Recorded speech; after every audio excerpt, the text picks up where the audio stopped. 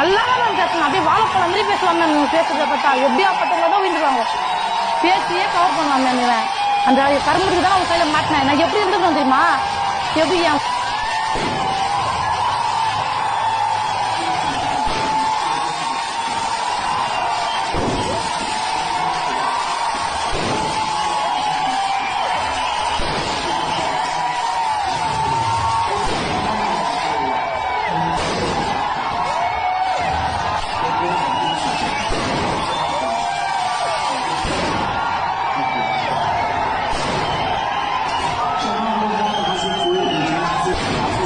நல்லா தான் மேம் பேசணும். அப்படியே வாழைப்பழம் மாதிரி பேசுவாங்க மேம். இவங்க பேசுறத பார்த்தா எப்படியா பட்டவங்க தான் விழுந்துருவாங்க.